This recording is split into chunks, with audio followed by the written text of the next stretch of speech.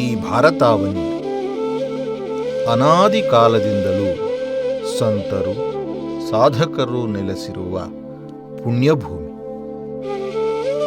ರಾಮೇಶ್ವರದಿಂದ ಉತ್ತುಂಗ ಹಿಮಾಲಯದವರೆಗೂ ಜ್ಞಾನಗಂಗೆಯನ್ನು ಹರಿಸಿದ ಧೀರ ಭಗೀರಥರ ಜನ್ಮಭೂಮಿ. ಇಡೀ ಜೀವನವನ್ನೇ ಈ ಕಾರ್ಯಕ್ಕಾಗಿ ಮುಡಿಪಿಟ್ಟ ತ್ಯಾಗಮೂರ್ತಿಗಳ ಅವರು.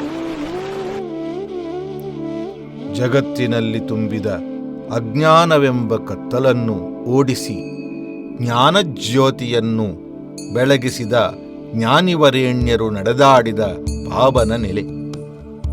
ಭಗವಂತನ ಅಸ್ತಿತ್ವವನ್ನು ಸಾರುವ ವಿಭೂತಿ ಪುರುಷರ ಸಾಧನ ಕ್ಷೇತ್ರ.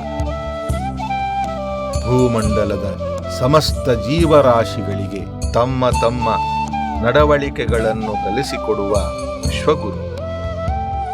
ಏತದ್ದೇಶ ಪ್ರಸೂತಸ್ಯ ಸಕಾಶಾದಗ್ರಜನ್ಮನಃ ಸ್ವಂ ಸ್ವಂ ಚರಿತ್ರಂ ಶಿಕ್ಷೇರನ್ ಪೃಥಿವ್ಯಾಂ ಸರ್ವಮಾನವಾಃ ಎಂದು ಮನುಸ್ಮೃತಿಯ ಉದ್ಗಾರ. ತ್ಯಾಗ, ವೈರಾಗ್ಯ, ಪರೋಪಕಾರ, ತತ್ವಚಿಂತನೆ, ಆಧ್ಯಾತ್ಮಿಕ ಸಾಧನೆಗಳು ಇಲ್ಲಿನ ಸಂಸ್ಕಾರವಂತರ ಹುಟ್ಟುಗುಣಗಳು. ಇವರ ಜೀವನ ಚರಿತೆಯ ಉದ್ದಗಲಕ್ಕೂ ನಾವು ಪಾಠ ಕಲಿಯುವ ಅಂಶಗಳು ಎಷ್ಟೋ ಕಾಣಸಿಗುತ್ತವೆ. ಈ ನಿಟ್ಟಿನಲ್ಲಿ ಅಂತಹ ಮಹನೀಯರ ಜೀವನ ವೃತ್ತಾಂತವನ್ನು ತಿಳಿಯುವುದು ನಮ್ಮ ಆದ್ಯ ಕರ್ತವ್ಯ. ವಾಗ್ಜನ್ಮ ವೈಫಲ್ಯಮಸಹ್ಯ ಶಲ್ಯಂ ಗುಣಾದ್ಭುತೇ ವಸ್ತುನಿ ಮೌನಿತಾಚೇತ್ ಅಂತ. ಗುಣಪೂರ್ಣರಾದಂಥ, ಗುಣದಿಂದ ಅದ್ಭುತರಾದಂಥ ವ್ಯಕ್ತಿಗಳ ವಿಷಯದಲ್ಲಿ ಮೌನ ವಹಿಸಿದರೆ ಅದು ವಾಗ್ಜನ್ಮ ವೈಫಲ್ಯಂ ಅಸಹ್ಯ ಶಲ್ಯಂ ಅಂತಾರೆ. ನಾಲಿಗೆ ಕೊಟ್ಟದ್ದು ವಿಫಲ ಆಗ್ತದೆ. ಭಗವಂತ ಕೊಟ್ಟ ನಾಲಿಗೆ ವಿಫಲ, ಅದೊಂದು ಮುಳ್ಳಿದ್ದ ಹಾಗೆ ಶಲ್ಯ ಆಗ್ತದೆ. ಅದರಿಂದ ವಾಗ್ಜನ್ಮ ಸಾಫಲ್ಯ ಬರಬೇಕಾದರೆ ಗುಣಾದ್ಭುತೇ ವಸ್ತುನಿ ಮೌನಿತ ನಯುಕ್ತ. ಇತಿಹಾಸ ಪುರಾಣಗಳಲ್ಲಿ ಅನೇಕ ಸಾಧಕರ ಕಥೆಗಳನ್ನು ಅದೆಲ್ಲ ಪ್ರಾಚೀನ.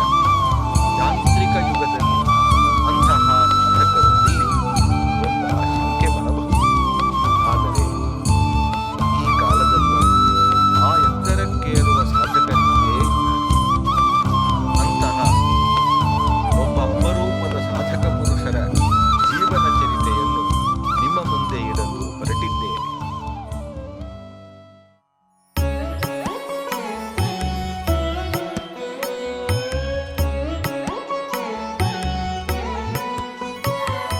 ಜಯ ಜಯತು ಗುತ್ತಲಾಚಾರ್ಯ ಕವಿಗೇಯ ವಿಬುಧ ಜನ ವಿಧೇಯ ಶ್ರೀ ಗುರುವರ್ಯ. ಜಯ ಜಯತು ಗುತ್ತಲಾಚಾರ್ಯ ಕವಿಗೇಯ ವಿಬುಧ ಜನ ವಿಧೇಯ ಶ್ರೀ ಗುರುವರ್ಯ.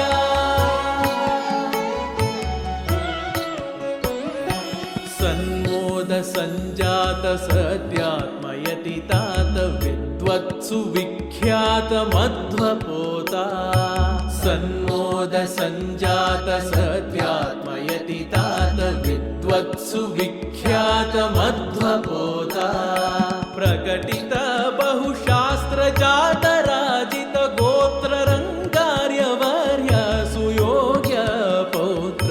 ಪ್ರಕಟಿತ ಬಹುಶಾಸ್ತ್ರ ಜಾತರಾಜಿತ ಗೋತ್ರ ರಂಗಾರ್ಯವರ್ಯ ಸುಯೋಗ್ಯ ಪೌತ್ರ. ಜಯ ಜಯತು ಗುತ್ತಲಾಚಾರ್ಯ ಕವಿಗೇಯ ವಿಬುಧ ಜನ ವಿಧೇಯ ಶ್ರೀ ಗುರುವರ್ಯ.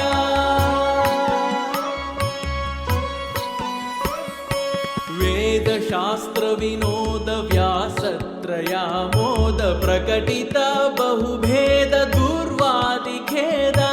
ವೇದಶಾಸ್ತ್ರ ವಿನೋದ ವ್ಯಾಸತ್ರಯಾಮೋದ ಪ್ರಕಟಿತ ಬಹುಭೇದ ದುರ್ವಾದಿ ಖೇದ.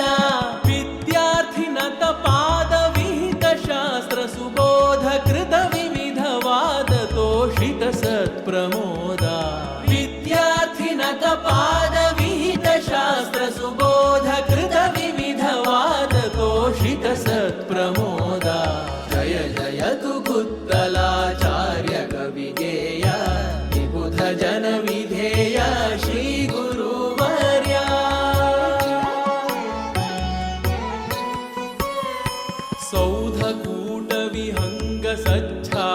शास्त्ररत भृङ्ग जय राजसंग प्रसिद्ध रंगा सौधकूट विहंग सच्छास्त्ररत भृङ्ग जय राजसंग प्रसिद्ध रंगा विहिताघ कुल भंग विद्वत्सु मातंग मध्वतंत्र तुरंग सुगुणांतरंग सुगुणांतरंग सुगुणांतरंग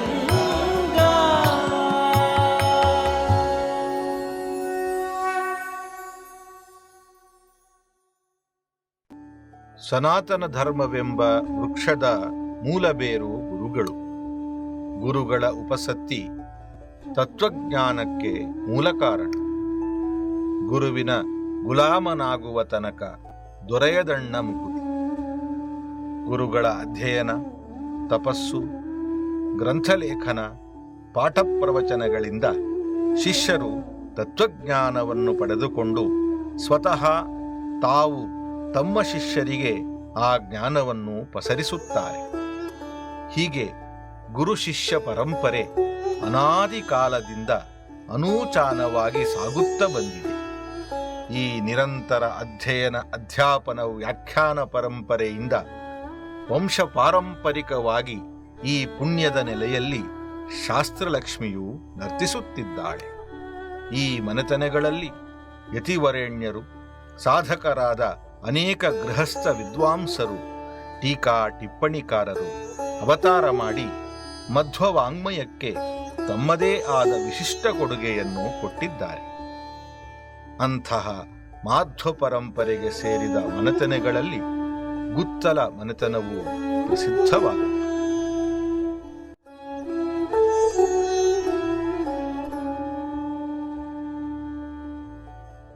ಇದಕ್ಕೆ ಕಾರಣ ಈ ಮನೆತನದ ಕುಲದೈವನಾದ ತೊರವಿ ಲಕ್ಷ್ಮೀನರಸಿಂಹನ ಪೂರ್ಣಾನುಗ್ರಹ.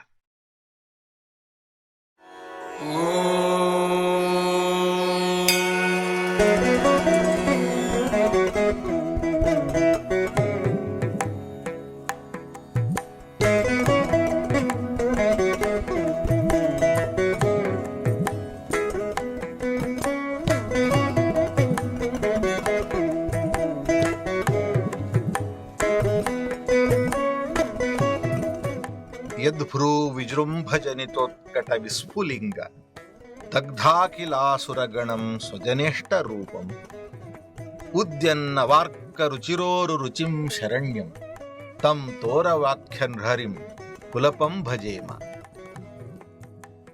ಆ ತೊರವಿ ಲಕ್ಷ್ಮೀ ನರಸಿಂಹನ ಕೃಪಾಕಟಾಕ್ಷದಿಂದ ಈ ಗುತ್ತಲ ವಂಶದಲ್ಲಿ ಶಾಸ್ತ್ರಲಕ್ಷ್ಮಿಯು ತಲೆಮಾರುಗಳಿಂದ ಮನೆ ಮಾಡಿಕೊಂಡಿದ್ದಾಳೆ. ಉತ್ತರಾದಿ ಮಠಕ್ಕೆ 2 ಪೀಠಾಧಿಪತಿಗಳನ್ನು ಕೊಟ್ಟ ಕೀರ್ತಿ ಈ ಗುತ್ತಲ ಮನೆತನದ್ದು. ಇಂದಿನ ಕಥಾನಾಯಕರಾದ ಪೂಜ್ಯ ಗುತ್ತಲಾಚಾರ್ಯರು ಈ ವಂಶದ ಕೀರ್ತಿ ಪತಾಕವನ್ನು ಮುಗಿಲೆತ್ತರಕ್ಕೆ ಹಾರಿಸುವುದರಲ್ಲಿ ತಮ್ಮದೇ ಆದ ವಿಶಿಷ್ಟ ಕೊಡುಗೆಯನ್ನು ನೀಡಿರುತ್ತಾರೆ. ಕರ್ನಾಟಕ ರಾಜ್ಯದ ಹಾವೇರಿ ಜಿಲ್ಲೆ, ಅಲ್ಲಿ ಕೂಸುನೂರು ಎಂಬ ಪುಟ್ಟ ಹಳ್ಳಿ. ನಮ್ಮ ಕಥಾನಾಯಕರಾದ ಪೂಜ್ಯ ರಂಗಾಚಾರ್ಯರನ್ನು ಕೂಸನ್ನಾಗಿ ಪಡೆದ ಪುಣ್ಯಭೂಮಿ. ರಂಗಾಚಾರ್ಯರ ತಾಯಿ ಶ್ರೀಮತಿ ರಮಾಬಾಯಿಯವರ ತವರು ಮನೆ. ಉತ್ತರಾದಿ ಮಠದ ಪೀಠವನ್ನಲಂಕರಿಸಿದ ಪರಮ ಪೂಜ್ಯ ಸತ್ಯಾಭಿಜ್ಞತೀರ್ಥರು ಜನಿಸಿದ ಮನೆತನ. ಶ್ರೀ ಸತ್ಯಪ್ರಮೋದರ ಪೂರ್ವಾಶ್ರಮದ ಸ್ವಶುರಗೃಹ. ಕಟ್ಟಿ, ಕೆಂಭಾವಿ, ಉಪಾಧ್ಯೆ, ಗಲಗಲಿ ಮುಂತಾದ ಮನೆತನದ ಬ್ರಾಹ್ಮಣರು ವಾಸಿಸುವ ಪವಿತ್ರ ನೆಲೆ. ಇಲ್ಲಿ ಕಟ್ಟೆ ಮನೆತನಕ್ಕೆ ಸೇರಿದ ಶ್ರೀರಾಮ ಮಂದಿರವನ್ನು ಇವತ್ತಿಗೂ ಕಾಣಬಹುದು. ಮಾಧ್ವ ಸಮಾಜಕ್ಕೆ ಒಬ್ಬ ಸಾರ್ಥಕ ಸಾಧಕೋತ್ತಮರನ್ನು ಉಡುಗೊರೆಯಾಗಿ ಕೊಟ್ಟ ಮನೆ ಇದೇ ಗುತ್ತಲ ರಂಗಾಚಾರ್ಯರು ಜನಿಸಿದ ಕೊಠಡಿ. 24 ಜನವರಿ 1947 ಪುಷ್ಯ ಬಹುಳ ದ್ವಿತೀಯ ತಿಥಿಯಂದು ಈ ಕೊಠಡಿ ಎಂಬ ರಂಗಮಂಚದಲ್ಲಿಯೇ ನಮ್ಮ ಪುಟ್ಟ ರಂಗಾಚಾರ್ಯರ ಅವತಾರ. ಸುಗುಣಾಂತರಂಗನ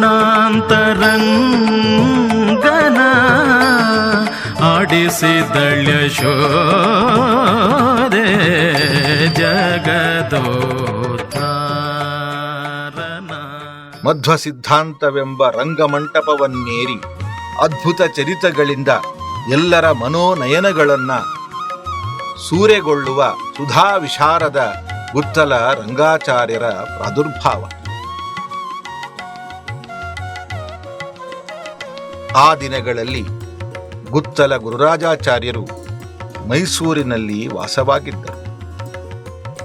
ಬಾಲಕರಾದ ರಂಗಾಚಾರ್ಯರಿಗೆ 11 ತಿಂಗಳಿರುವಾಗಲೇ ಗುತ್ತಲ ಗುರುರಾಜಾಚಾರ್ಯರು ಶ್ರೀ ಉತ್ತರಾದಿ ಮಠದ ಉತ್ತರಾಧಿಕಾರಿಗಳಾಗಿ ಶ್ರೀ ಸತ್ಯಪ್ರಮೋದ ತೀರ್ಥರೆಂಬ ನಾಮದಿಂದ ಯತ್ಯಾಶ್ರಮವನ್ನಲಂಕರಿಸಿದರು.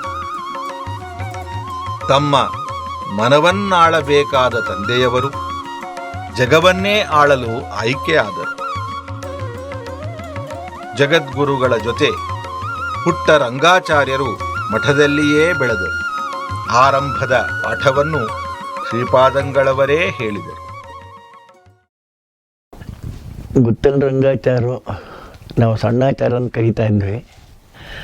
ನಾವು 10 ವರ್ಷಕ್ಕೆ ಮಠಕ್ಕೆ ಪ್ರವೇಶ.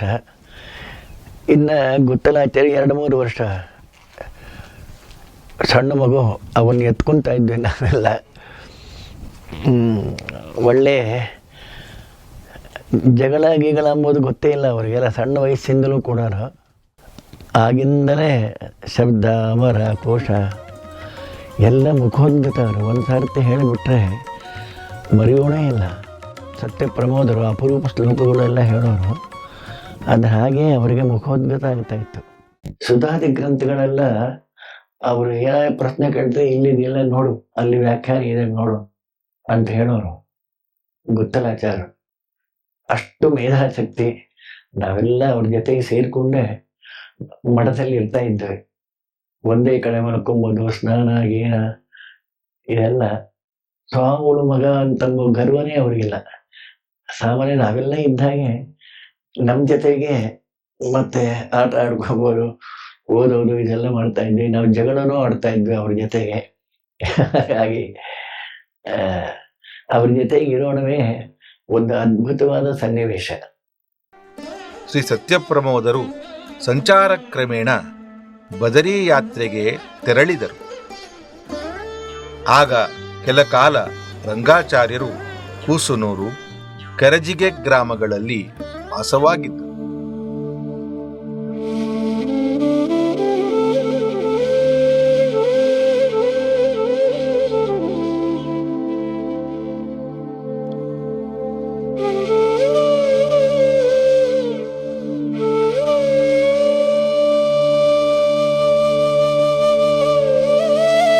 ಇದು ಪಶ್ಚಿಮ ಘಟ್ಟದಲ್ಲಿ ಉದ್ಭವಿಸಿ ಬೋರ್ಗರೆಯುತ್ತ ತುಂಗೆಯನ್ನು ಸೇರಲು ಧಾವಿಸುತ್ತಿರುವ ಪವಿತ್ರ ವರದಾ ನದಿ.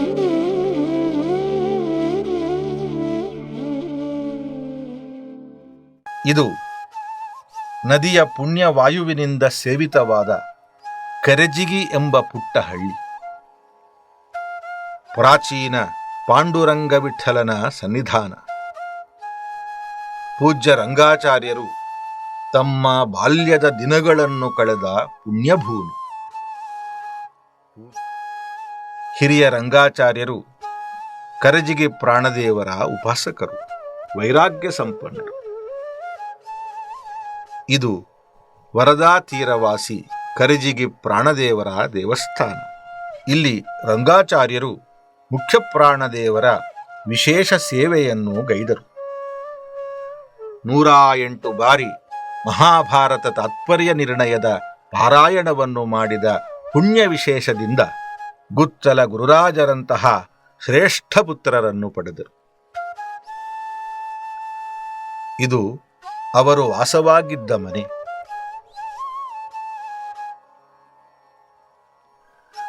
ಸ್ವಾಭಾವಿಕವಾಗಿಯೇ ಪ್ರತಿಭಾವಂತರಾದ ರಂಗಾಚಾರ್ಯರಿಗೆ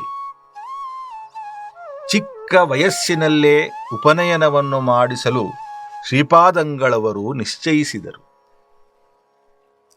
ಹಲಸಿಗೆಯಲ್ಲಿ ಉಪನಯನವು ಶಾಸ್ತ್ರೋಕ್ತವಾಗಿ ಮಾಡಲಾಯಿತು. ಆಚಾರ್ಯರನ್ನು ಮಹಾವಿದ್ವಾಂಸರನ್ನಾಗಿ ಮಾಡಲು ಶ್ರೀಪಾದಂಗಳವರು ಅಪೇಕ್ಷೆ ಪಟ್ಟರು.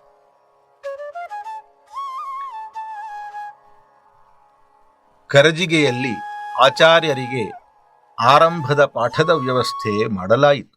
ಒಳ್ಳೆಯ ಬುದ್ಧಿವಂತ ವ್ಯಕ್ತಿ, ಆ ಬುದ್ಧಿವಂತ ವ್ಯಕ್ತಿಯ ಬುದ್ಧಿ ವಿಕಾಸವಾಗಲಿಕ್ಕೆ ಮುಖ್ಯ ಕಾರಣ ಏನು ಅಂತ ಸ್ವಾಮಿಯವರು ತಾವೇ ಸತ್ಯಸಂಕಲ್ಪರ ಸತ್ಯಸಂತುಷ್ಟರ ಸನ್ನಿಧಾನದಲ್ಲಿ ವಿಚಾರ ಮಾಡಿಕೊಂಡು ಅವರ ಕರೆಸಿಕೊಂಡು ಪಾಠ ಪ್ರಾರಂಭ ಮಾಡಿದ್ರು. ಏನು ಪಾಠ ಅಂದರೆ ಕೇವಲ ಸಮದ್ವಿಜಯ, ಅದು 16 ಸರ್ಕ ಸಮದ್ವಿಜಯ ಆಗಲಿಕ್ಕೆ ಅವಕಾಶ ಇದ್ದಿಲ್ಲ.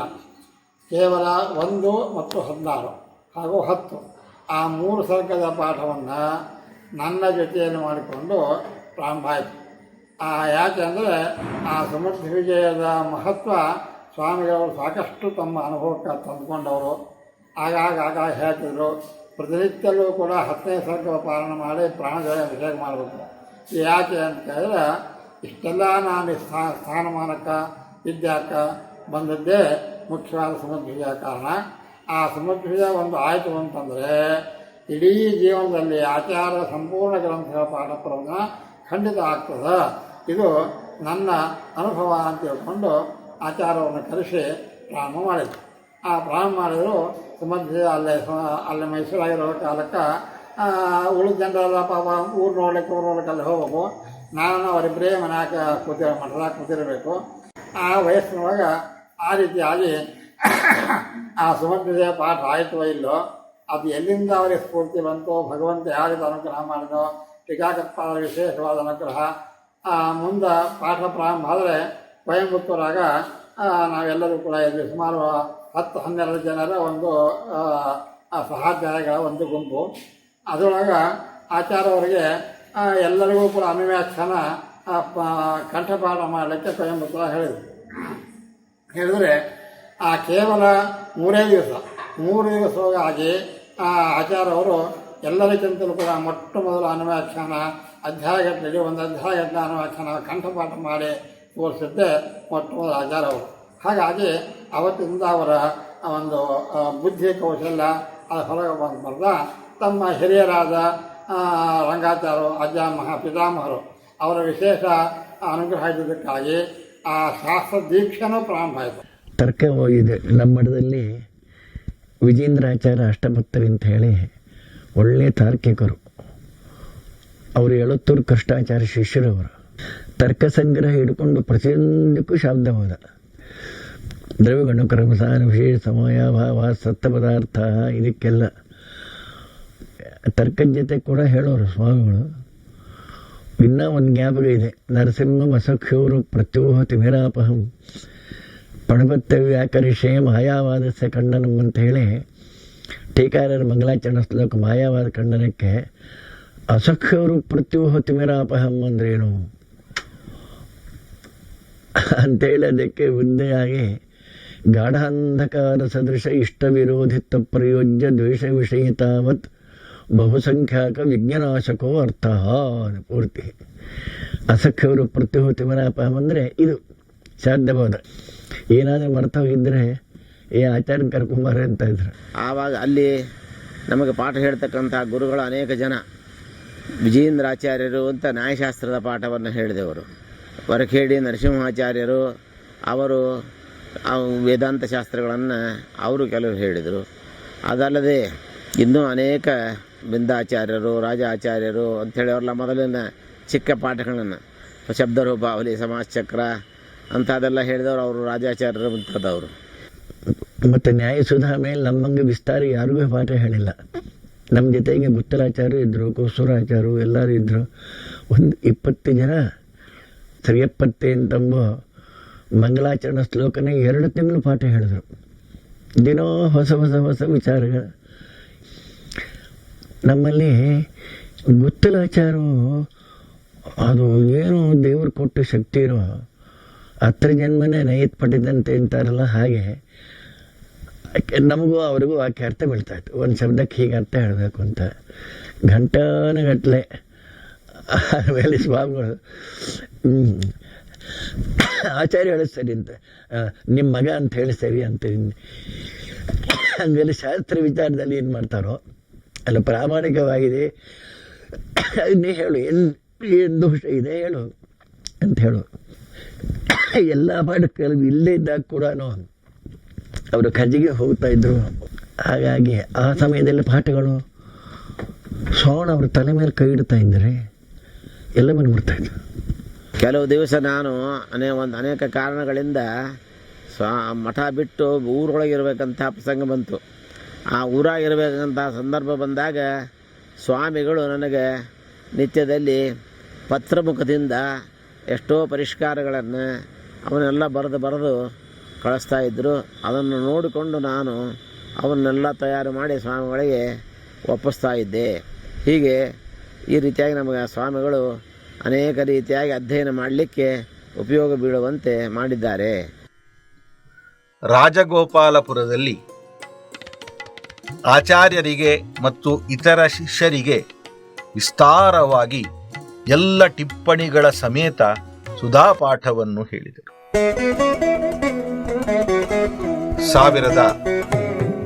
1970 ಆಚಾರ್ಯರ ವಿವಾಹ ಪೂಜ್ಯ ಮಾಹುಲಿ ಗೋಪಾಲಾಚಾರ್ಯರ ಸುಪುತ್ರಿ ವೈಜಯಂತಿ ಬಾಯಿಯರ ಜೊತೆ ಪಂಢರಪುರದಲ್ಲಿ ಆಯಿತು.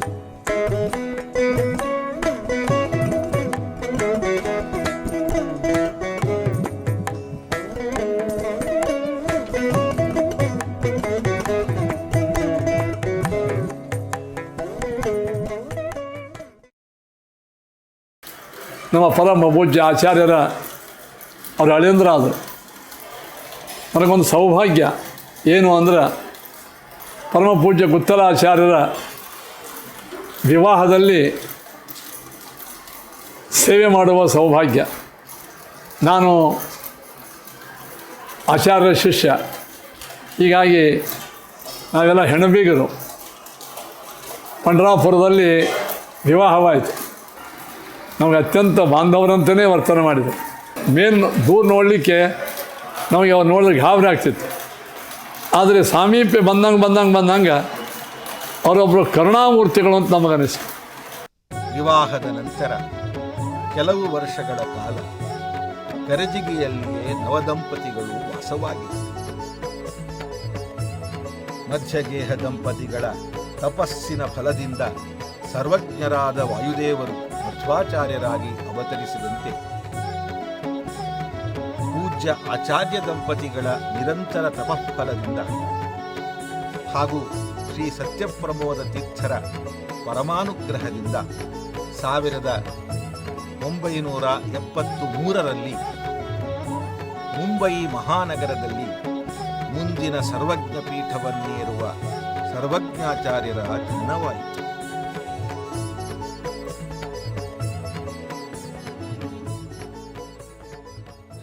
ಶಿಷ್ಯರಿಗೆ ನಿರಂತರ ಪಾಠ ಪ್ರವಚನವನ್ನು ಮಾಡಬೇಕೆಂಬುವ ದೀಕ್ಷೆ ಆಚಾರ್ಯರನ್ನು ಬೆಂಗಳೂರಿಗೆ ಕರೆತಂದಿತು.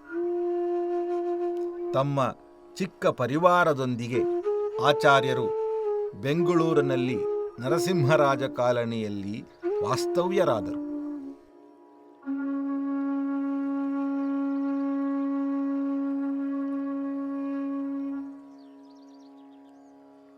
ಬೆಂಗಳೂರಿಗೆ ಆಗಮಿಸಿದ ಮೇಲೆ ಆಚಾರ್ಯರ ಪಾಠ ಪ್ರವಚನದ ದೀಕ್ಷೆ ಇಮ್ಮಹಿಸಿತು. ಶ್ರೀಪಾದರ ಆಶೀರ್ವಾದದಿಂದ ತಮ್ಮ ಮನೆಯಲ್ಲಿಯೇ ವಿದ್ಯಾಮಂದಿರವನ್ನು ಸ್ಥಾಪಿಸಿ ಹಲವಾರು ವಿದ್ಯಾರ್ಥಿಗಳನ್ನು ಇಟ್ಟುಕೊಂಡು ನಿತ್ಯ ಪಾಠ ಪ್ರವಚನವನ್ನು ಆರಂಭಿಸಿದರು. ರಂಗಾಚಾರ್ಯ ಜೋಶಿ, ಕೃಷ್ಣಾಚಾರ್ಯ ಉಪಾಧ್ಯಾಯ, ಆರಣಿ ವಾಸುದೇವಾಚಾರ್ಯ ಮುಂತಾದವರು ವಿದ್ಯಾಮಂದಿರದಲ್ಲಿ ಆಚಾರ್ಯರ ಬಳಿ ಅಧ್ಯಯನ ಮಾಡಿದ ಮೊದಲ ಶಿಷ್ಯರುಗಳು. ಆಚಾರ್ಯರು ಶಿಷ್ಯರನ್ನು ಪುತ್ರರಂತೆ ನೋಡಿಕೊಳ್ಳುತ್ತಿದ್ದರೆ ಗುರುಪತ್ನಿಯವರು ಮಾತೃಮೂರ್ತಿಗಳಾಗಿ ವಿದ್ಯಾರ್ಥಿಗಳಿಗೆ ಸ್ವತಃ ರುಚಿಯಾದ ಫಲಹಾರ ಊಟವನ್ನು ಸಿದ್ಧಪಡಿಸಿ ಬಡಿಸುತ್ತಿದ್ದರು. ಅವರಿಬ್ಬರು ಆಚಾರ್ಯರು ಹಾಗೂ ಅವರ ಶ್ರೀಮತಿ ಮಾಮಿಯವರು ಕೂಡ ಆ ಹುಡುಗರನ್ನು ಮಾತ್ರ ಇಷ್ಟು ವಾತ್ಸಲ್ಯದಿಂದ ನೋಡ್ಕೋತಾ ಇದ್ರು ಅಂದ್ರೆ ತಂದೆ ತಾಯಿಗಳಿಂದ ಅಷ್ಟು ವಾತ್ಸಲ್ಯವನ್ನ ಅನುಭವಿಸಿದ್ದಾರೋ ಇಲ್ಲೋ ಗೊತ್ತಿಲ್ಲ. ಹುಡುಗರು ಅಷ್ಟು ವಾತ್ಸಲ್ಯದಿಂದ ವಿದ್ಯಾರ್ಥಿಗಳನ್ನ ಅವರಿಬ್ಬರು ನೋಡ್ಕೊಳ್ತಾ ಇದ್ರು. ಆಚಾರ್ಯಾಣಿಯವರ ಬಗ್ಗೆ ಹೇಳಬೇಕು ಅಂತಂದ್ರೆ ಯಾವುದಕ್ಕೂ ಬೇಸರಿಸಿಕೊಳ್ಳದೆ ಮಾಡುವಂತಹ ಆ ತಾಯಿ. ಒಂದು ಪ್ರಸಂಗ ಏನಾಗಿತ್ತು ಅಂತಂದ್ರೆ ಶ್ರೀಮನ್ಯಾಯ ಸುಧಾ ಪ್ರಕಾಶನದ ಸಮಯ. ಆಗ ಎಲ್ಲ ಹಿರಿಯ ವಿದ್ವಾಂಸರು, ಬಾಲ್ಕುಂಡ ನರಸಿಂಹಾಚಾರ್ಯರು, ಗಲಗಲಿ ನಾರಾಯಣಾಚಾರ್ಯರು, ಹೈಗ್ರೀವಾಚಾರ್ಯರು, ತಿರುಪತಿ ರಾಮಮೂರ್ತಿ ಆಚಾರ್ಯ, ಅನೇಕ ರೀತಿಯಾದ ವಿದ್ವಾಂಸರೆಲ್ಲ ಇಲ್ಲಿ ಶ್ರೀಮಠದಲ್ಲಿ ಅವರು ಆ ಸುಧಾ ಸಂಶೋಧನಕ್ಕಾಗಿ ಇರುವಂತಹ ಪ್ರಸಂಗ ಇತ್ತು. ಆ ಪ್ರಸಂಗದಲ್ಲಿ ನಮ್ಮ ಗಲಗಲಿ ನಾರಾಯಣಾಚಾರ್ಯರು ಅವರು ಸ್ವಲ್ಪ ವಿಶೇಷವಾಗಿರುವಂತಹ ಭೋಜನ ಪ್ರಿಯರು ಅಂತ ಹೇಳಿದ್ರೆ ತಪ್ಪಿಲ್ಲ. ಅಂತಹ ಪ್ರಸಂಗದಲ್ಲಿ ಅವರಿಗೆ ಅವತ್ತು ಏನಾಗಿತ್ತು, ನಿತ್ಯ ಮಠದ ಊಟ ಇಲ್ಲಿ ಅಡಿಗೆವನ್ನು ಮಾಡಿದ ಬೇಸರ ಆಗಿತ್ತು ಏನೋ, ಅವರಿಗೆ ಒಂದು ಮೆಂತ ಹಿಟ್ಟು ಚಟ್ನಿ ಪುಡಿ ಬೇಕು ಅಂತ ಅಪೇಕ್ಷೆ ಆಗಿತ್ತು. ಅದು ನೇರವಾಗಿ ಪಾಪ ಅವರು ಅವರಿಗೆ ಹೇಳಲಿಕ್ಕಿಲ್ಲ. ಹೀಗೆ ಮಾತಿಗೆ ಕುಳಿತಾಗ ನಮಗೆ ಅದು ಸುದ್ದಿ ಬಂದು ನಾವು ಮಾತೋಶ್ರೀಯವರ ಮುಂದೆ ಹೇಳಿದಾಗ ತುಂಬಾ ಸಂತೋಷದಿಂದ ಅವರು ಅವರಿಗೆ ಬೇಕಾಗಿರುವಂತಹ ಮೆಂತೆ ಹಿಟ್ಟು, ಚಟ್ನಿ ಪುಡಿ, ಇನ್ನೂ ಅನೇಕ ರೀತಿಯಾದ ಎಲ್ಲ ವ್ಯವಸ್ಥೆಯನ್ನು ಮಾಡಿ ಕೊಟ್ಟಾಗ ನಾರಾಯಣಾಚಾರ್ಯರು ಹೇಳಿದ ಒಂದು ಮಾತು ಏನು ಅಂತಂದ್ರೆ, ಇದು ತಮ್ಮ ತಂದೆಯವರಿಂದ ಬಂದ ಔದಾರ್ಯದ ಗುಣ ಅಂತನ್ನೋ ಮಾತನ್ನ ಹೇಳಿದರು. ಆಚಾರ್ಯ ದಂಪತಿಗಳಿಗೆ 1976ರಲ್ಲಿ ದ್ವಿತೀಯ ಸುಪುತ್ರರಾದ ವಿದ್ಯಾಧೀಶಾಚಾರ್ಯರ ಜನನವಾಯಿತು.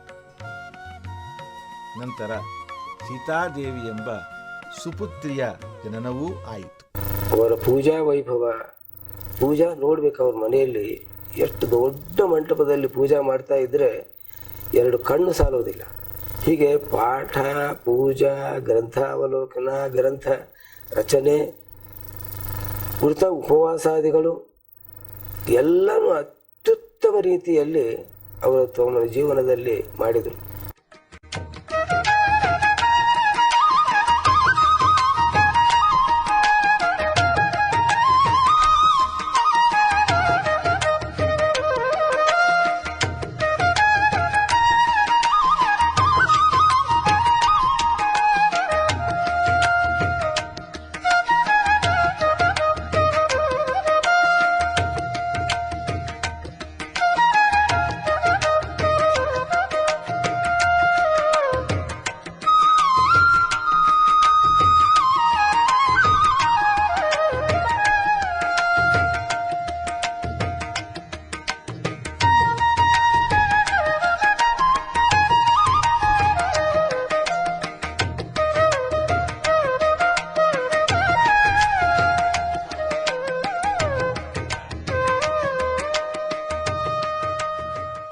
ಬೆಳಿಗ್ಗೆ 6, 5, 4 ಗಂಟೆಗೆ ಸ್ನಾನ ಮಾಡಿ ಪೂಜೆ ಮುಗಿಸ್ಕೊಂಡು 6ಕ್ಕೆ ನೆಸ್ಕಲ್ಲಪ್ಪ ಸರ್ಕಲಿಂದ ತಮ್ಮ ಮನೆಯಿಂದ ಹೊರಟು ಅಂದರೆ 1 ತಾಸು ಮಲ್ಲೇಶ್ವರದ ಮಾಧವ ಸಂಘದ ತನಕ ನಡ್ಕೋತ ಹೋಗ್ತಾಯಿದ್ರು. ಹೋಗಿ ಮನೆಯಿಂದ ಪೂಜೆ ಮುಗಿಸ್ಕೊಂಡು ಅಲ್ಲಿ ಆಮೇಲೆ ಬರೋಬ್ಬರಿ 7ರಿಂದ 8 ಪಾಠ, ಆಮೇಲೆ ಮುಗಿಸ್ಕೊಂಡು ಹೀಗೆ 2.5 ವರ್ಷ ಸಂಪೂರ್ಣ ಸುಧಾ ಪಾಠ ಮಲ್ಲೇಶ್ವರದಲ್ಲಿ ಹೇಳಿದರು. ಹೀಗೆ ಮತ್ತಿಕೇರಿ ಮತ್ತು ವಿಜಯನಗರ ಎಲ್ಲ ಕಡೆ ಕೂಡ ಹಿಂಗೆ ಪಾಠದ ದೀಕ್ಷಾ, ಭಾರಿ ಪಾಠದ ದೀಕ್ಷಾ. ಈಗಲೂ ಬೆಳಿಗ್ಗೆ 7:30 ಮನೆಯಲ್ಲಿ ಸ್ನಾನ ಪೂಜೆ ಮುಗಿಸ್ಕೊಂಡು ಹಂತು ಬಂದು ಒಂದು ವಿದ್ಯಾಪೀಠಕ್ಕೆ, ಆಮೇಲೆ ರಾತ್ರಿಯೇ ಹೋಗೋದು. ಅಖಂಡವಾಗಿ ಯಾರು ವಿದ್ಯಾರ್ಥಿ ಬಂದರು ಹೇಳೋದು ಇಲ್ಲ. ಸಂಪೂರ್ಣ ಭಾಗವತನ ಅನುವಾದ ಮಾಡಿ ಪೇಸ್ ಮಾಡಿಸಿದ್ರು. ಅದಕ್ಕೆ ಸುಧಾರಿ ಗ್ರಂಥ ಅನುವಾದ ಈಗಲೂ ಮಾಡ್ತಾ ಇರ್ತಾರೆ. ತಮ್ಮ ರೂಮ್ನಲ್ಲಿ 1 ಅಧ್ಯಯನ, 1 ಲೇಖನ, ಇಲ್ಲ ಹುಡುಗಿ ಪಾಠ ಪ್ರವಚನ, ಈ 3 ಬಿಟ್ಟು ಇನ್ನೊಂದು ಎಲ್ಲ ಉತ್ಸಾಹವನ್ನು ಬಿಟ್ಟು ಕೂತಿರ್ತಕ್ಕ ಅವರು ಪುಸ್ತಕಾಚಾರ್ಯರು ಅದೇ ವಾನಪ್ರಸ್ಥಾಶ್ರಮಗಳಂತೆ ಪಾಠ ಪ್ರವಚನ ಹೇಳ್ತಾರೆ. ಈ 75ರಲ್ಲಿ ಕೂಡ ಅಂತಃಕರಣಿ. ಅವರು ತಮ್ಮ ಪ್ರಥಮ ಸುಧಾ ಮಂಗಲವನ್ನು ಟೀಕಾಕೃತ್ಪಾದರ ದಿವ್ಯ ಸನ್ನಿಧಾನದಲ್ಲಿ ಸತ್ಯಪ್ರಮೋದ ತೀರ್ಥ ಶ್ರೀಪಾದಂಗಳವರ ಅಧ್ಯಕ್ಷತೆಯಲ್ಲಿ ಮಾಡಿದಂತಹ ಸಂದರ್ಭದಲ್ಲಿ 5 ತಾಸು ಅಖಂಡವಾಗಿ ಜಿಜ್ಞಾಸಾಧಿಕರಣವನ್ನು ಪುಂಖಾನುಪುಂಖವಾಗಿ ಅನುವಾದ ಮಾಡಿದ್ದನ್ನು ನೋಡಿ ಟೀಕಾಕೃತ್ಪಾದರ ವೃಂದಾವನದ ಒಳಭಾಗದಲ್ಲಿ ಕುಳಿತುಕೊಂಡಿರ್ತಕ್ಕಂತಹ ಸ್ವಾಮಿಗಳವರು ಹೊರಗೆ ಬಂದು ತಮ್ಮ ಆನಂದೋದ್ರೇಕವನ್ನು ವ್ಯಕ್ತ ಮಾಡಿದರು ಎಂಬುದಾಗಿ ಕೇಳ್ತೇವೆ. ಶ್ರೀಮಂತರಿಗೆ ಪಾಠ ಹೇಳ್ತಾರೆ, ಯಾಕೆ ದುಡ್ಡು ಬರುತ್ತೆ. ಕೆಲವರು ಬುದ್ಧಿವಂತರಿಗೆ ಪಾಠ ಹೇಳ್ತಾರೆ, ಶ್ರೀಮಂತನಲ್ಲದೆ ಹೋದ್ರು ಬುದ್ಧಿವಂತ ಆಗಿದ್ದ ಅಂದ್ರೆ ಅವನು ಪಾಠ ಹೇಳ್ತಾರೆ, ಯಾಕೆ ಕೀರ್ತಿ ಬರ್ತದೆ. ಅಂದ್ರೆ ಬುದ್ಧಿವಂತರೂ ಅಲ್ಲ, ಬುದ್ಧಿವಂತರಾಗಬೇಕು ಅಂತಿಲ್ಲ. ಬುದ್ಧಿವಂತರಿಗೂ ಪಾಠ ಹೇಳ್ತಾರೆ, ಶ್ರೀಮಂತರಿಗೂ ಪಾಠ ಹೇಳ್ತಾರೆ, ದರಿದ್ರಿಗೂ ಪಾಠ ಹೇಳ್ತಾರೆ, ದಡ್ಡರಿಗೂ ಪಾಠ ಹೇಳ್ತಾರೆ. ನಿಜವಾಗಿ ಅವರು ಯಾರಿಗೆ ಪಾಠ ಹೇಳ್ಯಾರ ಅನ್ನೋದನ್ನ ಕೇಳಿದ್ರೆ ನಮಗೆ ಸಂಕೋಚ ಆಗ್ತದೆ. ಅಂತಹ ನಾವು ಪಾಠ ಹೇಳುವಂತ ಅವ್ನಿಗೆ ಏನಾದ್ರು ಹೇಳಿದ್ರೆ ನಮ್ಮ ಕಡೆ ಆಗುದಿಲ್ಲ ಅಂತ ತಪ್ಪಿಸ್ಕೊಳ್ತೇವೆ ಏನಾದ್ರು ಮಾಡಿ. ಅಂತಹ ವ್ಯಕ್ತಿಗೂ ಕೂಡ ಕರೆದು ಪಾಠ ಹೇಳ್ತಾರೆ. ಅಂದ್ರೆ ಅವರಿಗೆ ಪಾಠದ ಬಗ್ಗೆ ಎಷ್ಟು ದೀಕ್ಷೆ ಇದೆ ಅನ್ನೋದು ಅವರ ಈ ಒಂದು ವ್ಯವಹಾರದಿಂದ ನಮಗೆ ಗೊತ್ತಾಗ್ತದೆ. ಆಚಾರ್ಯರವರು ಮಠದ ಕಾರ್ಯದಲ್ಲಿ ನಾವು ಚಿಕ್ಕವರಿದ್ದಾಗಂತೂ ತುಂಬ ವ್ಯಸ್ತರಾಗಿರ್ತಾ ಇದ್ದರು. ಮಠದ ಸೇವೆಯನ್ನು ಮಾಡೋದಕ್ಕೆ, ಸ್ವಾಮಿಗಳ ಆದೇಶವನ್ನು ಪಾಲಿಸೋದಕ್ಕೆ ಪ್ರಾಯ ತಿಂಗಳಲ್ಲಿ ಒಂದು 20 ದಿನ ಅವರು ಸಂಚಾರ ಮಾಡುವ ಪ್ರಸಂಗ ಇರ್ತಿತ್ತು. ಬೇರೆ ಬೇರೆ ಕಾರಣಗಳಿಗಾಗಿ ಬೇರೆ ಬೇರೆ ಊರುಗಳಿಗೆ ಹೋಗುವ ಪ್ರಸಂಗಗಳಿರ್ತಿತ್ತು. ಊರಿಂದ ಬಂದರು ಅಂದರೆ ಆಗ ಈಗಿನ ಹಾಗೆ ಮೊಬೈಲು ಫೋನ್ಗಳ ವ್ಯವಸ್ಥೆ ಅಲ್ಲ. ಟೆಲಿಗ್ರಾಮ್ ಬರೋದು, ಟ್ರಂಕ್ ಕಾಲ್ ಬರೋದು. ಫೋನು ಟೆಲಿಗ್ರಾಮ್ ಬಂತು ಅಂದರೆ ನಾವೆಲ್ಲ ಮಕ್ಕಳು ಹಾಗಾದರೆ ಮತ್ತೆ ಇವರು ಊರಿಗೆ ಹೋಗ್ತಾರೆ ಅಂತ ನಿರ್ಧಾರ ಮಾಡಿಕೊಳ್ತಾ ಇದ್ವಿ. ಅಷ್ಟರ ಮಟ್ಟಿಗೆ ಸಂಚಾರ ಇರ್ತಿತ್ತು. ಹಾಗಿದ್ದರೂ ಕೂಡ ಒಂದು ದಿನವೂ ನಮಗೆ ನಮ್ಮ ತಂದೆ ನಮ್ಮನ್ನು ಪ್ರೀತಿ ಮಾಡಲಿಲ್ಲ, ನಮಗೆ ಅಕ್ಕರೆ ಕೊಡಲಿಲ್ಲ ಅಂತನ್ನುವ ಭಾವನೆ ಬರುವಂತೆ ಯಾವತ್ತೂ ಮಾಡಲಿಲ್ಲ.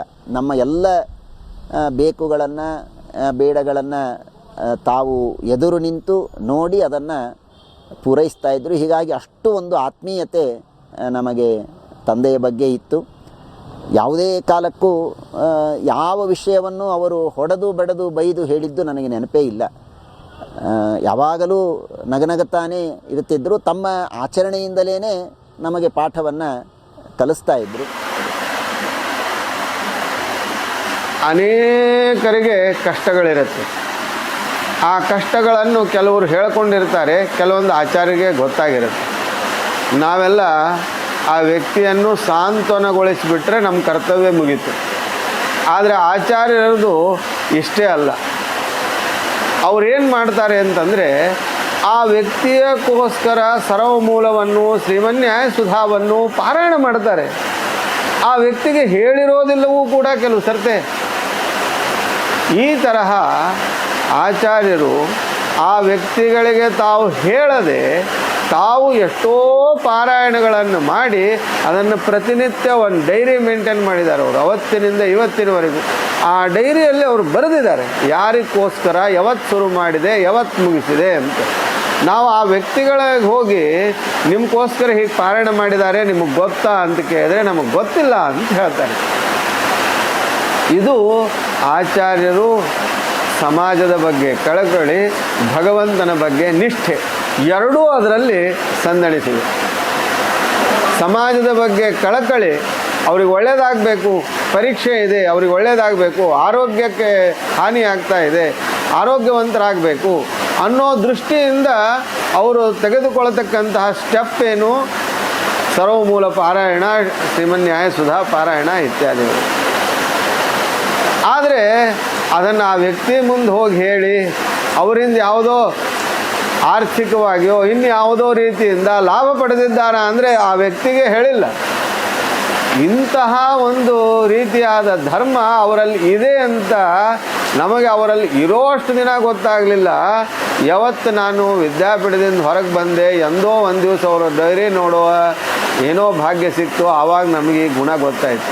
ಅತ್ಯಂತ ವೈಭವದಿಂದ ಸತ್ಯಾತ್ಮ ತೀರ್ಥ ಶ್ರೀಪಾದಂಗಳವರ ದಿವ್ಯ ಅಧ್ಯಕ್ಷತೆಯಲ್ಲಿ ರಘುತ್ತಮ ತೀರ್ಥ ಶ್ರೀಪಾದಂಗಳವರ ಹಾಗೂ ಸತ್ಯಪ್ರಮೋದ ತೀರ್ಥ ಶ್ರೀಪಾದಂಗಳವರ ಮೂಲ ಸನ್ನಿಧಾನೋಪೇತವಾಗಿರತಕ್ಕಂತಹ ತಿರುಕೋಲೂರು ಕ್ಷೇತ್ರದಲ್ಲಿ ಅವರು ಷಷ್ಠಿ ಪೂರ್ತಿ ಸಮಾರಂಭವನ್ನು ಆಚರಣೆ ಮಾಡಿದಂತಹ ಸಂದರ್ಭದಲ್ಲಿಯೂ ಕೂಡ ಸುಧಾಮಂಗಲವನ್ನು ಅನುಷ್ಠಾನ ಮಾಡಿ ತಮ್ಮ ಶಿಷ್ಯರ ಮೂಲಕವಾಗಿ ಪಂಚಾಧಿಕರಣ ಪರೀಕ್ಷೆಯನ್ನು ಕೂಡ ಕೊಡಿಸಿ ಅವರು ಸಭೆಗೆ ಬಂದಿರತಕ್ಕಂತಹ ಎಲ್ಲ ವಿದ್ವಜ್ಜನರನ್ನು ಕೂಡ ಸಂತೋಷಪಡಿಸಿದ್ದಾರೆ.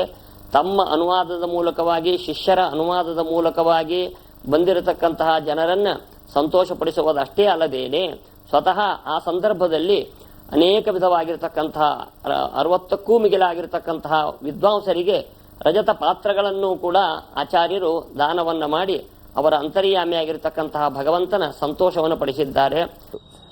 ಕಳೆದ ಕರೋನಾದ ಸಂದರ್ಭದಲ್ಲಿ 2 ವರ್ಷಗಳ ಕಾಲ ಮನೆಯಲ್ಲಿ ಕುಳಿತು ಹೇಗಪ್ಪ ಕಾಲ ಕಳೆಯೋದು ಅಂತ ನಾವೆಲ್ಲ ಆಲೋಚನೆ ಮಾಡ್ತಾ ಇದ್ದರೆ ಆ ಸಂದರ್ಭದಲ್ಲಿ 18 ಪುರಾಣಗಳನ್ನು ಸಮಗ್ರವಾಗಿ ಪಾರಾಯಣ ಮಾಡಿ ಮುಗಿಸಿದರು. ಇದು ದೊಡ್ಡದಾದಂತಹ ಸಾಧನೆ. ಇನ್ನೇನಿಲ್ಲ, ಬೆಳಗ್ಗೆ ಊಟ ಮಾಡೋದು, ದೇವರ ಪೂಜೆ ಊಟ ಆಯಿತು ಅಂದರೆ ಕೈಯಲ್ಲಿ ಪುರಾಣದ ಒಂದು ಪುಸ್ತಕ ಬಂತು ಅಂದರೆ ಎಲ್ಲ 18 ಪುರಾಣಗಳನ್ನು ಮಾಡಿ ಮುಗಿಸಿದರು. 18 ಪುರಾಣ ಆದ ಮೇಲೆ ಮತ್ತೆ ಸಮಯ ಉಳಿಯಿತು. ಸಂಸ್ಕೃತ ವಾಂಗ್ಮಯದಲ್ಲಿ ಯಾವ ಯಾವ ಪುಸ್ತಕಗಳು ಅಂತ ಇದೆ ಎಲ್ಲವನ್ನೂ ಪಾರಾಯಣ ಮಾಡಿದ್ದಾರೆ, ಅಧ್ಯಯನ ಮಾಡಿದ್ದಾರೆ. ಅದು ಸದಾಚಾರ ಸ್ಮೃತಿ ಎಲ್ಲ ವ್ಯಾಖ್ಯಾನಗಳು, ಕೃಷ್ಣಾಚಾರ್ಯ ಸ್ಮೃತಿ ಮುಕ್ತಾವಲಿ, ಧರ್ಮಶಾಸ್ತ್ರ ಗ್ರಂಥಗಳು. ಇಂಥ ಗ್ರಂಥವನ್ನು ಓದಿಲ್ಲ ಅಂತ ಆಗಬಾರದು ಅನ್ನೋದು ಅವರದೊಂದು ಉದ್ದೇಶ. ಮೊದಲಿನಿಂದಲೂ ಅವರು ಶಿಷ್ಯರಿಗೆ ಹೇಳ್ತಾ ಇದ್ದದ್ದು ಅದನ್ನೇ. ಯಾವುದೇ ಗ್ರಂಥ ಓದಿ ಅಕ್ಷರ ಅಕ್ಷರ ಪಾಠ ಆಗಬೇಕು, ಅಕ್ಷರ ಅಕ್ಷರ ಓದಬೇಕು ಅನ್ನೋದು ಅವರ ತುಂಬ ಆಗ್ರಹ ಇತ್ತು. ಆ ನಿಟ್ಟಿನಲ್ಲಿ ಸಮಗ್ರ ಸರ್ವಮೂಲ ಸುಧಾದಿ ಗ್ರಂಥಗಳನ್ನು ಬೇಕಾದಷ್ಟು ಬಾರಿ ಪಾರಾಯಣ ಮಾಡಿದ್ದಾರೆ. ಪ್ರತಿ ನವರಾತ್ರಿಯ ಸಂದರ್ಭದಲ್ಲಿ ಪ್ರತಿಪದಾದಿಂದ ಪ್ರಾರಂಭ ಮಾಡಿ ಸರಸ್ವತಿ ಆವಾಹನ ಆಗುವವರೆಗೆ ಆ ಒಂದು 5 ದಿನದಲ್ಲಿ ಒಮ್ಮೆ ಸಮಗ್ರ ಸುಧಾ, ಮತ್ತೊಂದು ವರ್ಷ ಸಮಗ್ರ ಸರ್ವಮೂಲ, ಈ ರೀತಿಯಾಗಿ ಪಾರಾಯಣ ಮಾಡಿಯೇ ಸರಸ್ವತಿಯ ಆವಾಹನೆಯನ್ನು ಮಾಡೋದು. ಅವರ ಮತ್ತೊಂದು ದೀಕ್ಷೆ ಅಂದರೆ ಬಹಳ ವಿಚಿತ್ರವಾದ ದೀಕ್ಷೆ, ದೊಡ್ಡ ಸಂಕಲ್ಪ ವ್ರತ. ಪಾಠ ಹೇಳಿ ಅಂತ ಯಾರು ಬಂದರೆ ಇಲ್ಲ ಅಂತ ಅನ್ನೋದಿಲ್ಲ, ಅದು ಯಾವುದೇ ಪಾಠ ಇರ್ಬೋದು. ಆಶ್ಚರ್ಯ ಆಗ್ಬೋದು, ಅವರು ಸುಧಾ ಪಾಠಾದಿಗಳನ್ನು, ಚಂದ್ರಿಕಾದಿಗಳನ್ನು, ವ್ಯಾಸತ್ರಯವನ್ನು ಪಾಠ ಹೇಳ್ತಾರೆ ಅಂತ ಅನ್ನೋದು ಅವರ ಶಿಷ್ಯರಿಗೆಲ್ಲ ಗೊತ್ತು. ಅನೇಕ ಬಾರಿ 10 ಬಾರಿ ಶ್ರೀಮನ್ಯಾಯ ಸುಧಾ ಗ್ರಂಥ ಪಾಠವನ್ನು ಹೇಳಿ ಮಂಗಳವನ್ನು ಮಾಡಿದ್ದಾರೆ. ಅತ್ಯುತ್ತಮ ವಿದ್ವಾಂಸರು ಅನ್ನೋದರಲ್ಲಿ ಯಾವ ಸಂದೇಹವೂ ಇಲ್ಲ. ಅಷ್ಟಿದ್ದರೂ ಕೂಡ ಅವರ ಹತ್ತಿರ ಇನ್ನೂ ಶಬ್ದರೂಪಾವಲಿ ಪಾಠವನ್ನು ಹೇಳಿಕೊಳ್ಳುವಂತಹ ವಿದ್ಯಾರ್ಥಿಯೂ ಇದ್ದಾರೆ. ಪ್ರತಿ ಭಾನುವಾರ ಒಬ್ಬ ವ್ಯಕ್ತಿ ಬರ್ತಾನೆ, ಅವನು ಇನ್ನೇನಿಲ್ಲ, ಬಂದು ಆಚಾರ್ಯ ಅವ್ರಿಗೆ ಕೇಳಿದ ಪಾಠ ಹೇಳಬೇಕು ಅಂತ. ಆಗಲಿ ಅಂದರು. ಯಾವ ಪಾಠ ಏನೂ ಇಲ್ಲ. ಅವನು ಬಂದು ಇಲ್ಲ, ನನಗೆ ಏನೂ ಬರೋದಿಲ್ಲ, ಶಬ್ದ ಪಾಠ ಹೇಳಬೇಕು. ಶಬ್ದ ಪಾಠವನ್ನು ಆಚಾರ್ಯರವರು ಹೇಳಿದ್ದಾರೆ. ಈಗ ಆ ಹುಡುಗ ಸ್ವಲ್ಪ ಮಣಮಂಜರಿವರೆಗೂ ಬಂದಿದ್ದಾನೆ. ಶಬ್ದ ಪಾಠ ಇರ್ಬೋದು, ಮಣಮಂಜರಿ ಇರ್ಬೋದು, ಪಾಠ ಹೇಳಿ ಅಂತ ಎದುರಿಗೆ ಬಂದರೆ ಇಲ್ಲ ಅನ್ನೋದಿಲ್ಲ. ಯಾವ ವಿದ್ಯಾರ್ಥಿಗೂ ಇಲ್ಲ ಅನ್ನಬಾರದು ಅನ್ನೋದು ಒಂದು ಅವರ ಸಂಕಲ್ಪ. ಆ ಸಂಕಲ್ಪ ಇದು ನಿಜವಾಗಿಯೂ ಸ್ವಾಧ್ಯಾಯ ಅಂತನ್ನುವುದು ಒಂದು ದೊಡ್ಡ ತಪಸ್ಸನ್ನು ಆಚಾರ್ಯರು ಆಚರಣೆ ಮಾಡ್ತಾ ಇದ್ದಾರೆ. ಅದರ ಜೊತೆಗೆ ಅವರ ನಾನಾ ವಿಧವಾದ ವ್ರತ ಉಪವಾಸ ನಿಯಮಗಳಂತೂ ಅತಿ ಕಠಿಣವಾದ ನಿಯಮ ವ್ರತ ಉಪವಾಸಗಳನ್ನೆಲ್ಲ ಮಾಡಿದ್ದಾರೆ. ಇಂಥ ವ್ರತ ಧರ್ಮಶಾಸ್ತ್ರದ ಪಾರಾಯಣವನ್ನು ಅಧ್ಯಯನವನ್ನು ಮಾಡ್ತಾಯಿದ್ರು. ಆ ಪ್ರಸಂಗದಲ್ಲಿ ಧರ್ಮಶಾಸ್ತ್ರಗಳಲ್ಲಿ ಬಂದಂತಹ ಯಾಜ್ಞವಲ್ಕ್ಯ ಸ್ಮೃತಿಯ ವಿಶೇಷ ಅಧ್ಯಯನ ಮಾಡ್ತಾಯಿದ್ರು. ಅಲ್ಲಿ ಬಂದಂತಹ ವ್ಯಾಖ್ಯಾನಗಳಲ್ಲಿ ಬಂದಂತಹ ಏನೇನು ವ್ರತ ನಿಯಮಗಳು, ಕೃಚ್ಛ, ನಾನಾ ತರಹದ ಕೃಚ್ಛಗಳನ್ನು ಹೇಳಿದ್ದಾರೆ. ಆ ಎಲ್ಲ ಕೃಚ್ಛಗಳನ್ನು ಒಮ್ಮೆ ಮಾಡಿ ಮುಗಿಸಿಬಿಡೋದು. ಇಂಥದ್ದನ್ನು ಮಾಡಿಲ್ಲ ಅಂತ ಆಗಬಾರದು. ಷಣ್ಣವತಿ ಅದನ್ನು ಒಮ್ಮೆ ಮಾಡಿ ಮುಗಿಸೋದು. ಬೇರೆ ಬೇರೆ ಇಷ್ಟಿಗಳನ್ನು ಹೇಳಿದ್ದಾರೆ. ಆ ಎಲ್ಲ ಇಷ್ಟಿಗಳನ್ನು ಜೀವನದಲ್ಲಿ ನಾವು ಮಾಡಿಲ್ಲ ಅಂತ ಆಗಬಾರದು. ಇದು ಅವರ ನಿಯಮ. ಹೀಗಾಗಿ ಅನೇಕ ಇಷ್ಟಿಗಳನ್ನು, ನಾನಾ ತರಹದ ಸಮಗ್ರ 72 ಮಹಾಮಂತ್ರಗಳನ್ನು ಅಕ್ಷರ ಲಕ್ಷ ಜಪ ಮಾಡಿ ಆ 72 ಮಹಾಮಂತ್ರಗಳ ಹೋಮವನ್ನು ಮನೆಯಲ್ಲಿ ಮಾಡಿ ಸಮರ್ಪಣೆ ಮಾಡಿದರು. ನವವೃಂದಾವನ ಅಂತ ಅನ್ನೋದು ಬಹಳ ಅಡವಿ ಒಳಗಿತ್ತಾದ್ದರಿಂದ ಅನೇಕ ಜನರು ಬಂದು ಅಲ್ಲಿ ಮುಟ್ಟೋದು ಮಾಡೋದು ಅಥವಾ ಹಿಂಗೆ ಗಲಾಟೆ ಮಾಡೋದು ಹೀಗೆಲ್ಲ ಮಾಡ್ತಾಯಿದ್ರು. ಅದಕ್ಕೆ ಅದು ಆಗಬಾರ್ದು ಅಂಥೇಳಿ ಅಲ್ಲೇ ಇದ್ದುಕೊಂಡು ಆ ಇಡೀ ಕಂಪೌಂಡನ್ನು ಕಟ್ಟಿಸಿ ಒಳಗೆ ಯಾರು ಹೆಚ್ಚಿನ ನಮ್ಮ ಅಪ್ಪಣೆ ಇಲ್ಲದೆ ಯಾರು ಬರಬಾರದು ಅಂತ ಅನ್ನೋ ಹಾಗೆ ದೇವರ ಅನುಗ್ರಹದಿಂದ ಅದನ್ನು ಪೂರ್ಣ ಮಾಡಿ ಸ್ವಾಮಿಗಳಿಗೆ ಅರ್ಪಣೆ ಮಾಡಿದೆ.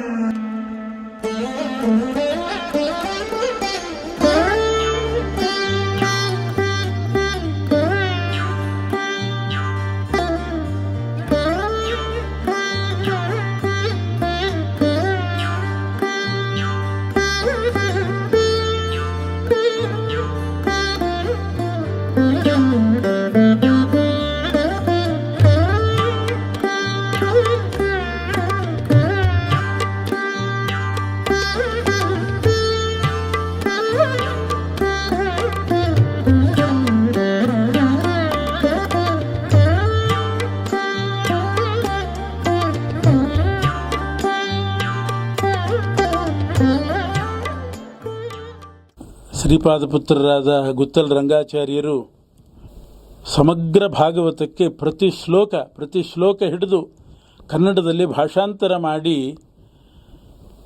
ಭಾಗವತರಿಗೆ ಜಿಜ್ಞಾಸುಗಳಿಗೆ ಮಹದೋಪಕಾರ ಮಾಡಿದ್ದಾರೆ. ಇದನ್ನು ಉಪಕ್ರಮ ಮಾಡಿದವರು ಎನ್ ಕೃಷ್ಣಮೂರ್ತಿಗಳು ಅಂತ ಒಬ್ಬರಿದ್ದರು. ಅವರು ಲೈಬ್ರರಿಯನ್ ಕೃಷ್ಣಮೂರ್ತಿಗಳು ಅಂತ ಇದ್ದರು. ಒಂದು ಸ್ಕಂಧವೋ ಒಂದೆರಡು ಸ್ಕಂಧವೋ ಮಾತ್ರ ಮಾಡಿದರು. ಮುಂದೆ ಮುಂದುವರಿಸುವ ಭಾಗ್ಯ ಅವರಿಗೆ ಬರಲಿಲ್ಲ, ಆ ಸೇವಾ ಭಾಗ್ಯ.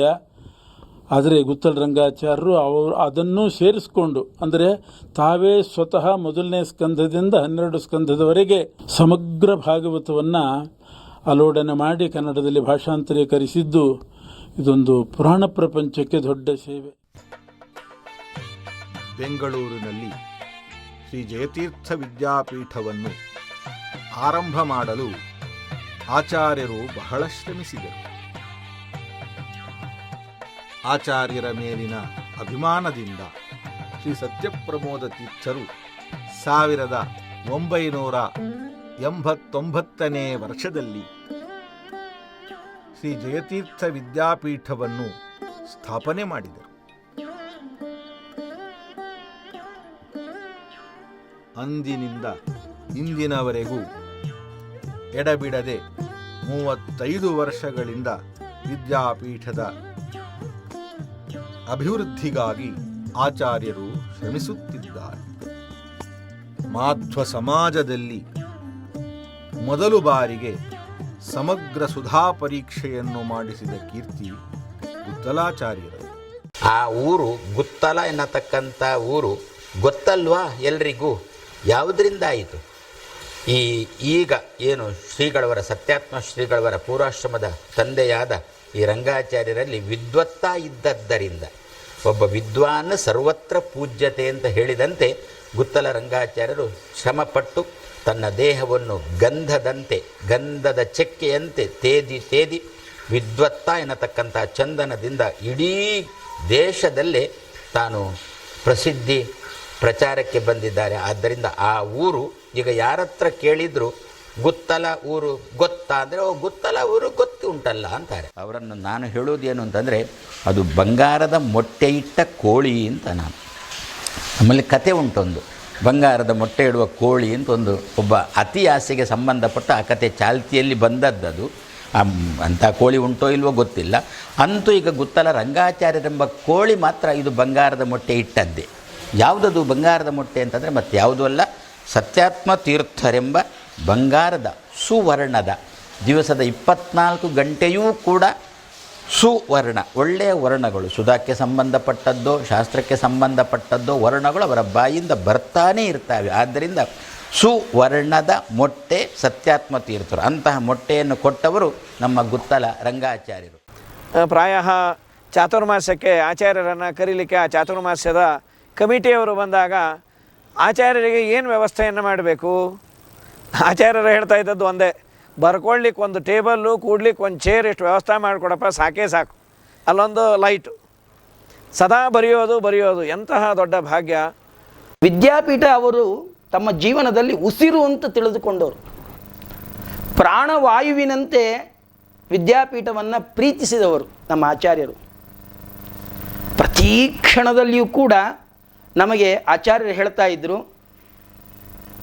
ಈಗೂ ಹೇಳ್ತಾರೆ, ಸಮಗ್ರ ಶ್ರೀಮನ್ ನ್ಯಾಯಸುಧೆಯನ್ನು ಕೊಡುವ ಹಾಗೆ ಪಂಡಿತರು ತಯಾರಾಗಿದ್ದಾರೆ. ಇಷ್ಟಾದರೂ ಕೂಡ ಮತ್ತಿನ್ನೂ ಮಾಡಬೇಕು. ಆಚಾರ್ಯರಿಗೆ 75 ವಸಂತಗಳು ಕಳೆದರೂ ಕೂಡ ಉತ್ಸಾಹ ಮಾತ್ರ ಸ್ವಲ್ಪನೂ ಕಳೆದಿಲ್ಲ. ಅದಿನ್ನೂ ಹೆಚ್ಚು ಆಗ್ತಾ ಇದೆ. ನಾನು ಒಂದು ಸಮಯದಲ್ಲಿ ಅವರ ಗ್ರಂಥೋಪಸ್ಥಿತಿಯ ಬಗ್ಗೆ ಆಶ್ಚರ್ಯಪಟ್ಟಿದ್ದೆ. ಅವರು ನ್ಯಾಯಸುಧಾದ ಪ್ರಕೃತಿ ಅಧಿಕರಣದಲ್ಲಿ ಟಿಪ್ಪಣಿಯ ಭಾಗದಲ್ಲಿ ಶ್ರೀನಿವಾಸ ತೀರ್ಥರ ಒಂದು ಅಭಿಪ್ರಾಯವನ್ನು ನೋಡಿ, ಹೀಗೆ ಶ್ರೀನಿವಾಸ ತೀರ್ಥರು ಹೇಳಿದ್ದಾರೆ ಅಂತ ತೆಗೆದು ತೋರಿಸಿದರು. ಅದು ಈ ಶಬ್ದಗಳಿಗೆ ಶಾಬ್ದಬೋಧ ಜನಕತ್ವ ಹೇಗೆ ಅಂತ ಹೇಳುವ ಸಂದರ್ಭದಲ್ಲಿ ಅಲ್ಲಿ ಶ್ರೀನಿವಾಸ ತೀರ್ಥರು ಒಂದು ಪ್ರತ್ಯೇಕವಾದ ಅಭಿಪ್ರಾಯವನ್ನು ಹೇಳಿದ್ದಾರೆ. ಅದನ್ನು ತೋರಿಸಿ ನೋಡಿ, ಹೀಗಿದೆ ಶ್ರೀನಿವಾಸ ತೀರ್ಥರು ಅಂತ.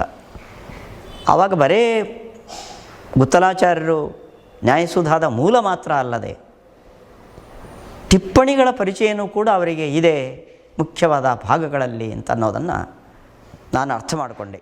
ಆಚಾರ್ಯರು ತಮ್ಮ ದೊಡ್ಡದಾದ ಮನೆಯೊಳಗೇನೆ ಸುಮಾರು ಒಂದು 10-15 ಜನ ವಿದ್ಯಾರ್ಥಿಗಳು, ಅದರಲ್ಲಿ ಮೊದಲಿಗೆ ಬಂದವರು ನಾವಿಬ್ಬರೇನೆ. ಆರಂಭದಲ್ಲೇ ನಮ್ಮಿಬ್ಬರಿಗೇನೆ ಪಾಠ ಆರಂಭ ಮಾಡಿದರು ನಮ್ಮ ಗುರುಗಳು. ಬಹಳ ವಿಶ್ವಾಸ, ಬಹಳ ಪ್ರೀತಿ, ತಮ್ಮ ಮಕ್ಕಳ ಜೊತೆಗೆ ಹೆಚ್ಚು ನಮ್ಮನ್ನು ಅಷ್ಟು ರೀತಿಯಿಂದ ನಮ್ಮನ್ನು ವಿಶೇಷವಾಗಿ ಕಾಳಜಿ ವಹಿಸ್ತಾ ಇದ್ದರು. ಆಗ ನೆಟ್ಕಲ್ಲಪ್ಪ ಸರ್ಕಲ್ನಲ್ಲಿರುವ ಅವರ ಮನೆಯಲ್ಲಿ 5 ಅಧಿಕರಣಗಳ ಸುಧಾ ಮಂಗಳ ಕಾರ್ಯಕ್ರಮವನ್ನು ಅವರು ಇಟ್ಟುಕೊಂಡಿದ್ದರು. ಆ ಸಂದರ್ಭದಲ್ಲಿ ನಮ್ಮ ಗುರುಗಳಾದ ಪರಿಮಾರು ಭಂಡಾರಕೆರೆ ಮಠಾಧೀಶರು ಹಾಗೂ ಪೇಜಾವರ ಸ್ವಾಮಿಗಳವರನ್ನು ಆಹ್ವಾನ ಮಾಡಿದರು ಮನೆಗೆ. ಪರಮ ಪೂಜ್ಯ ಸತ್ಯಪ್ರಮೋದ ಶ್ರೀಪಾದಂಗಳವರ ಸನ್ನಿಧಾನದಲ್ಲಿ ಈ ಇಬ್ಬರೂ ಸ್ವಾಮಿಗಳು ಅಲ್ಲಿ ಆಸೀನರಾಗಿದ್ದರು. ಅವರು ಸುಧಾ ಅನುವಾದವನ್ನು ಮಾಡಿದ ಪ್ರಸಂಗ ಇವತ್ತಿಗೂ ನನಗೆ ಕಣ್ಣಿಗೆ ಕಟ್ಟಿದಂತೆ ಇದೆ. ಬೆಳಗಿನ ಜಾವ ಸುಮಾರು 8 ಗಂಟೆಗೆ ಆರಂಭ ಆಗಿರತಕ್ಕಂಥ ಅನುವಾದ ಮಧ್ಯಾಹ್ನ 12:30ವರೆಗೆ ಅಸ್ಖಲಿತವಾಗಿ ಅವರು ವಿಷಯಗಳನ್ನು ಪ್ರತಿಪಾದನೆ ಮಾಡಿರತಕ್ಕಂಥ ರೀತಿ, ಮಂಡನ ಮಾಡಿದ ರೀತಿ ಬಹಳ ಆಕರ್ಷಕವಾಗಿತ್ತು. His hour of success came with the establishment of Sri Jaitirtha Vidyapitha, in which he was real instrument. आचार्यास्तु न केवलं कर्नाटकराज्ये समस्त भारतेपि शिष्यसमृद्ध्या भूषिताः. प्रायः 40 वत्सरेभ्यः ते बङ्गलूरु नगरस्थे श्रीजयतीर्थविद्यापीठे छात्रान् अध्यापयन्तः श्रीमन्यायसुधापर्यन्तं सम्यक् शिक्षित्वा तान् विजयिनः कुर्वन्तः विराजन्ते इति सर्वेषां विदितमेव. शास्त्रेषु महतीं निष्ठाम् आवहन्तः सर्वेषाम् आदर्शभूताः विद्योतन्ते इति तु ವಯಂ ಜಾನೀಮಃ. ಪರಮ ಪೂಜ್ಯ ಗುತ್ತಲಾಚಾರ್ಯರ ಕೊಡುಗೆ ಬಹಳ ದೊಡ್ಡದು ಅಂತ ಅನ್ನೋದನ್ನು ನಾನು ಸ್ಮರಣೆ ಮಾಡಿಕೊಳ್ತಾ ಅವರ ಪಾದಗಳಲ್ಲಿ ಭಕ್ತಿಪೂರ್ವಕ ಪ್ರಣಾಮಗಳನ್ನು ಸಲ್ಲಿಸ್ತಾ ನಾನು ಅವರಿಗೆ ದೀರ್ಘಾಯುಷ್ಯವನ್ನು ಭಗವಂತ ಕೊಡಲಿ, ನಿರಂತರವಾಗಿ ಅವರ ವಾಂಗ್ಮಯ ತಪಸ್ಸು ನಿರಂತರವಾಗಿ ನಡೆಯಲಿ ಎನ್ನುವ ಆಶಯವನ್ನು ವ್ಯಕ್ತಪಡಿಸ್ತಾ ನನ್ನ ಮಾತುಗಳನ್ನು ಮುಗಿಸ್ತೇನೆ. ನಾನು ಈ ಆಧ್ಯಾತ್ಮಿಕವಾದ ಮಾರ್ಗದಲ್ಲಿ ಶಾಸ್ತ್ರವನ್ನು ಅಧ್ಯಯನ ಮಾಡುವಂತಹ ಮಾರ್ಗದಲ್ಲಿ ಬಂದಿದ್ದೇನೆ ಅಂತಂದರೆ ಅದು ಪೂರ್ಣವಾದ ಅವರ ಇಚ್ಛೆ. ನಮ್ಮ ಮನೆಗೆ ನಾನು ಚಿಕ್ಕವನಿದ್ದಾಗ ಬಂದು ನಮ್ಮ ತಾಯಿಯ ಬಳಿಯ ಕೂತು ಇವನನ್ನು ನಾನು ಕರ್ಕೊಂಡು ಹೋಗ್ತೇನೆ, ಇವನಿಗೆ ನಾನು ಪಾಠವನ್ನು ಹೇಳ್ತೇನೆ, ನಿನಗೆ 5 ಜನ ಮಕ್ಕಳು, 5 ಜನರನ್ನು ನನಗೆ ಕೊಡು, ನಾನು ಪಾಠ ಹೇಳ್ತೇನೆ ಅಂತ ನಮ್ಮ ತಾಯಿಯ ಬಳಿಗೆ ಬಂದು ಕೇಳಿದ ನೆನಪು ಇವತ್ತಿಗೂ ಕೂಡ ನನಗಿದೆ. ಯಃ ಪೂರ್ವಾಶ್ರಮ ಪುತ್ರತಾಮುಪಗತಃ ಸತ್ಯಪ್ರಮೋದ ಪ್ರಭೋಃ ಯಃ ಪೂರ್ವಾಶ್ರಮ ತಾತತಾಮಪಿ ತತಃ ಸತ್ಯಾತ್ಮತೀರ್ಥ ಪ್ರಭೋಃ ತಚ್ಛ್ರೀಗುತ್ತಲವಂಶಮಂಡನಮಣೇಃ ಆಚಾರ್ಯಚೂಡಾಮಣೇಃ ವಿದ್ವತ್ಸಾತ್ಕೃತವೈಭವಸ್ಯ ನಿತರಾಂ ಭಾಗ್ಯೋದಯೋಯಂ ಮಹಾನ್. ಪೂಜ್ಯ ಗುತ್ತಲಾಚಾರ್ಯವರರು ಮಹಾವಿದ್ವಾಂಸರು. ವಿದ್ವಾಂಸರನ್ನು ಪೋಷಣೆ ಮಾಡುವುದರಲ್ಲಿ ಅತ್ಯಂತ ವಿಶಾಲ ಬುದ್ಧಿ ಉಳ್ಳಂಥವರು. ಅವರು ವಿದ್ವತ್ತಾದ ಬಗ್ಗೆ ಹೇಳಲಿಕ್ಕೆ ನಾವು ಸಮರ್ಥರಲ್ಲ. ಇದಪ್ಪಿ ದೂರಿಂದ ನಮಗೆ ಅನಿಸೋದು ಗೊತ್ತಾಗೋದು ಅಂತಂದರೆ ಅವರ ಔದಾರ್ಯ ಮತ್ತು ವಿಶಾಲವಾದ ಬುದ್ಧಿ. ಹೇಳ್ತಾ ಹೋದರೆ 10 ಹಲವಾರು ಗುಣಗಳು ಅವರಲ್ಲಿ ಸಂದರಿಸಿವೆ. ಒಂದು ಮಾತ್ರ ಇಲ್ಲ, ಅದೇನು ಅಂತಂದರೆ ಎಲ್ಲಿ ಗುಣ ಇದೆಯೋ ಅಲ್ಲಿ ದೋಷ ಇದೆ ಅಂತ ಒಂದು ವ್ಯಾಪ್ತಿ ಇದೆ ಜಗತ್ತಿನಲ್ಲಿ. ಅದು ಮಾತ್ರ ಅವರಲ್ಲಿ ನಾವು ಕಾಣಲಿಕ್ಕೆ ಸಾಧ್ಯ ಇಲ್ಲ. ಶಾಸ್ತ್ರಾಧ್ಯಯನದಲ್ಲಿ ವಿಶೇಷವಾಗಿ ನಿರತರಾಗಿದ್ದು ಅನೇಕ ವಿದ್ವಾಂಸರನ್ನು ಸಿದ್ಧಪಡಿಸಿರುವಂತಹ ದೊಡ್ಡ ಹಿರಿಮೆ ಅವರಿಗಿದೆ. ಅವರ ಜನ್ಮದಿನೋತ್ಸವ, ಅದರ ವಜ್ರೋತ್ಸವ 75ನೇ ವರ್ಷದ ಉತ್ಸವವನ್ನು ನಡೆಸ್ತಾ ಇರೋದು ಇದು ಅತ್ಯಂತ ಅಭಿನಂದನೀಯವಾಗಿರತಕ್ಕಂಥ ಕಾರ್ಯ ಆಗಿದೆ. ಗುತ್ತಲಾಚಾರ್ಯರಲ್ಲಿ ನಾನು ಕಂಡಂಥದ್ದು ಬಹಳ ಭಾವುಕತನವರೆಲ್ಲ ನಾವು ಕಂಡಿದ್ದೇವೆ. ಯತಿಗಳ ಬಗ್ಗೆ, ಗುರುಗಳ ಬಗ್ಗೆ, ದೇವರ ಬಗ್ಗೆ ಒಳ್ಳೆಯ ಚಿಂತನೆ ಬಂದಾಗ ಅತ್ಯಂತ ಭಾವುಕರಾಗಿ ಕಣ್ಣೀರನ್ನೇ ಸುರಿಸ್ತಕ್ಕಂತಹ ವ್ಯಕ್ತಿತ್ವ ಗುತ್ತಲಾಚಾರ್ಯರದ್ದು. ಆಚಾರ್ಯರು ನಮ್ಮ ಉಡುಪಿ ಮಠಗಳಿಗೂ ಹಾಗೂ ಘಟ್ಟದ ಮೇಲಿನ ಮಠಗಳಿಗೂ ಕೂಡ ಒಂದು ಬಾಂಧವ್ಯ ಬೆಸೆಯುವಲ್ಲಿ ಬಹಳಷ್ಟು ಪರಿಶ್ರಮ ವಹಿಸಿದವರು. ಕುತ್ತಲ ರಂಗಾಚಾರ್ಯರಿಗೆ ಭಗವಂತ ಇನ್ನೂ ಆಯುಷ್ಯವನ್ನು, ಆರೋಗ್ಯವನ್ನು ಕೊಟ್ಟು ಅನೇಕ ಶಿಷ್ಯರಿಗೆ ಜ್ಞಾನೋಪದೇಶವನ್ನು ಅವರು ಮಾಡುವಂತೆ ಆಗಲಿ ಎಂದು ಭಗವಂತನಲ್ಲಿ ಪ್ರಾರ್ಥನೆ ಮಾಡೋದಾಗಿದ್ದೇವೆ. ಪಂಡಿತ ವರೇಣ್ಯರಾದ ಶ್ರೀ ಗುತ್ತಲ ರಂಗಾಚಾರ್ಯರು 75 ವರ್ಷಗಳನ್ನು ಕಳೆದು 76ನೇ ವರ್ಷದಲ್ಲಿ ಕಾಲಿಡ್ತಿದ್ದಾರೆ ಅಂತ ಕೇಳಿ ಬಹಳ ಸಂತೋಷವಾಯಿತು. ಬಹಳ ದೀರ್ಘಕಾಲ ಅವರು ಶಾಸ್ತ್ರಾಧ್ಯಯನದಲ್ಲಿ, ಶಾಸ್ತ್ರ ಅಧ್ಯಾಪನದಲ್ಲಿ, ವಿಶೇಷವಾಗಿ ದ್ವೈತ ವೇದಾಂತ ಶಾಸ್ತ್ರದ ಅಧ್ಯಾಪನ ಕಾರ್ಯವನ್ನು ಬಹುದೀರ್ಘಕಾಲ ನಡೆಸಿರತಕ್ಕವರು. ಅವರು ಬಾಲ್ಯದಲ್ಲಿ ಶ್ರೀ ಸತ್ಯಪ್ರಮೋದ ತೀರ್ಥ ಶ್ರೀಪಾದಂಗಳವರ ಸನ್ನಿಧಾನದಲ್ಲಿ ಗಂಟೆಗಟ್ಟಲೆ ಸುಧಾನುವಾದ ಮಾಡಿದ್ದನ್ನು, ಪುಸ್ತಕ ನಿರಪೇಕ್ಷವಾಗಿ ಸುಧಾನುವಾದವನ್ನು ಮಾಡಿದ್ದನ್ನು ನಾನು ಕೇಳಿದ್ದೇನೆ. ಅವರ ಇದೇ ಬಸವನಗುಡಿ ಗಾಂಧಿನಗರ ಉತ್ತಾದ ಮಠದಲ್ಲಿ ಆ ಕಾರ್ಯಕ್ರಮ, ಸುಧಾಮಗಳ ಕಾರ್ಯಕ್ರಮ ನಡೆದಿತ್ತು. ಸ್ವಾಮಿಗಳ ಸನ್ನಿಧಾನದಲ್ಲಿ ಅನೇಕ ಆಗಿನ ಕಾಲದ ಮಹಾಪಂಡಿತರ ಸಮ್ಮುಖದಲ್ಲಿ ನಿರರ್ಗಳವಾಗಿ ತಾಸಗಟ್ಟಲೆ ಅವರು ಸುಧಾನುವಾದ ಮಾಡಿದ್ದನ್ನು ಕೇಳಿದ್ದೇನೆ. ಬಹಳ ಸದಾಚಾರ್ಯರು, ಮಹಾಸಾತ್ವಿಕರು ಮತ್ತು ನೂರಾರು ವಿದ್ಯಾರ್ಥಿಗಳಿಗೆ ನಿರಂತರವಾಗಿ ಬಹಳ ದೀರ್ಘಕಾಲ ತತ್ವಶಾಸ್ತ್ರ ಪಾಠವನ್ನು ಮಾಡಿ ಅವರು ತುಂಬ ಸಾರ್ಥಕ ರೀತಿಯಲ್ಲಿ ತಮ್ಮ ಈ ಜೀವನವನ್ನು ಕಳೆದಿದ್ದಾರೆ.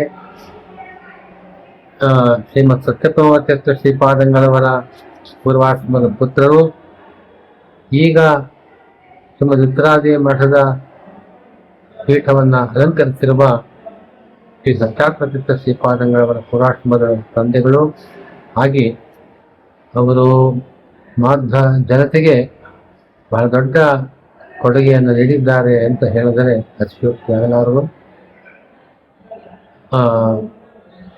ಆಗಿನ ಕಾಲದ ಮಹಾವಿದ್ವಾಂಸರ ಬಳಿಯಲ್ಲಿ ಅವರು ಅಧ್ಯಯನ ಮಾಡಿದವರು.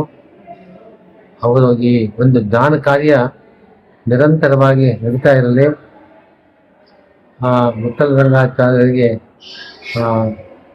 ಭಗವಂತ ನಮ್ಮ ಆರಾಧ್ಯ ಮೂರ್ತಿಯಾದ ಗೋಪಾಲ ಕೃಷ್ಣ, ಪಟ್ಟಾಭಿರಾಮ ದೇವರು, ಹಾಗೆ ರಾಧರಾಜರೇ, ಜಯತೀರ್ಥರೇ ಮೊದಲಾದವರು, ವ್ಯಾಸರಾಜರೇ ಮೊದಲಾದ ಎಲ್ಲ ಆ ಗುರುಗಳ ಗುರು ಪರಂಪರೆಯ ಪೂರ್ಣಾನುಗ್ರಹದಿಂದ ಪೂರ್ಣ ಆರೋಗ್ಯ, ಪೂರ್ಣ ಆಯುಷ್ಯ ಇರಲಿ. ಅವರು ಇಂಥ ಶಾಸ್ತ್ರ ಪ್ರವರ್ತನವನ್ನು ಸೇವೆಯನ್ನು ಮಾಡಿ ಕೃತಾರ್ಥರಾಗಲಿ ಅಂತ ನಾನು ಭಗವಂತನನ್ನು ಪ್ರಾರ್ಥಿಸುತ್ತೇನೆ. ಶ್ರವಣಾದಿ ವಿನಾನೈವ ಕ್ಷಣಂತಿಷ್ಟೇದಪಿ ಕ್ವಚಿತ ಅಂತ ಶ್ರೀಮದಾಚಾರ್ಯ ಹೇಳಿದಂತೆ ಒಂದು ಕ್ಷಣವೂ ಕೂಡ ಶ್ರವಣ ಮನನ ಅಧ್ಯಯನ ಮಾಡದೇ ಇರಬಾರದು. 24 ತಾಸು ಯಾವಾಗಲೂ ಅದರಲ್ಲಿ ಆಸಕ್ತರಾಗಿರಬೇಕು ಅಂತ ಹೇಳಿದೆ. ಅದರಂತೆ ನಾವು ಮಾಡ್ಕೊಂಡು ಹೋಗಬೇಕು. ಅದರ ಮಾತ್ರ ಅದು ಉಪಯೋಗ ಬೀಳ್ತದೆ. ಇಲ್ಲದೆ ಹೋದರೆ ಸ್ವಲ್ಪ ಒಂದೇ ದಿವಸಕ್ಕೆ ಏನೋ ಒಂದು ಅರ್ಧ ತಾಸು, ಒಂದು 10 ನಿಮಿಷ ಹಿಂಗೆ ಓದಿದರೆ ಏನು ಉಪಯೋಗ ಬೀಳೋದಿಲ್ಲ. ಆದ್ದರಿಂದ ಅದು ಅನೇಕ ಹಗಲಿರುಳು ಅಧ್ಯಯನಶೀಲರಾಗಬೇಕು ಅಂತ ಅನ್ನೋದು ನನ್ನ ಅಭಿಪ್ರಾಯ. ಶ್ರೀ ಗುರುಭ್ಯೋ ನಮಃ. ಹರಿ ಓಂ. ಜಯತೀರ್ಥ ವಿದ್ಯಾಪೀಠದ ಕುಲಪತಿಗಳಾದ ಗುತ್ತಲ ಆಚಾರ್ಯರವರ 75ನೇ ವರ್ಷದ ವರ್ಧಂತಿಯ ನಿಮಿತ್ತ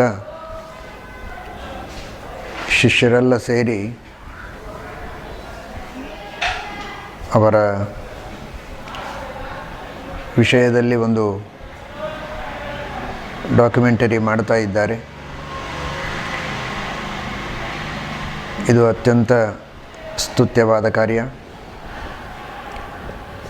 ಆಚಾರ್ಯರು ನಮ್ಮ ಸ್ವರೂಪೋದ್ಧಾರಕ ಗುರುಗಳಾದ ಸ್ವಾಮಿಗಳವರಿಂದ ಎಲ್ಲ ಶಾಸ್ತ್ರಗಳ ಅಧ್ಯಯನವನ್ನು ಮಾಡಿ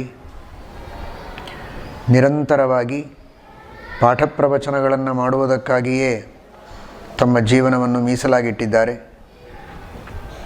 ಮನೆಯಲ್ಲಿಯೇ ವಿದ್ಯಾಮಂದಿರ ಎಂಬ ಪಾಠಶಾಲೆಯನ್ನು ಪ್ರಾರಂಭ ಮಾಡಿ ಅನೇಕ ವಿದ್ಯಾರ್ಥಿಗಳಿಗೆ ರಾಮಶಬ್ದದಿಂದ ಶ್ರೀಮನ್ಯಾಯ ಸುಧಾ ಗ್ರಂಥದವರೆಗೆ ಪಾಠ ಹೇಳಿ ಅವರನ್ನು ಉತ್ತಮ ವಿದ್ವಾಂಸರನ್ನಾಗಿ ಮಾಡಿ ಪಾಠ ಪ್ರವಚನಗಳನ್ನು ಮಾಡ್ತಾ ಶ್ರೀಮದ್ ಆಚಾರ್ಯರ ಸೇವೆಯನ್ನು ಮಾಡುವಂತೆ ಅವರಿಗೆ ಮಾರ್ಗದರ್ಶನವನ್ನು ಮಾಡಿದ್ದಾರೆ.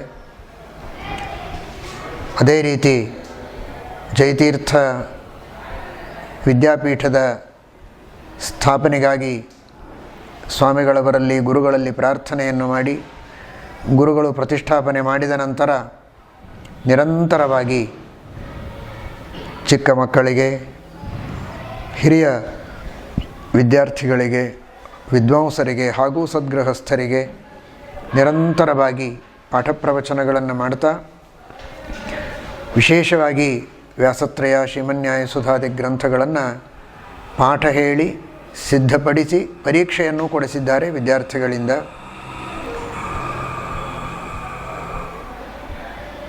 ಇತ್ತೀಚಿನ ದಿನಗಳಲ್ಲಿ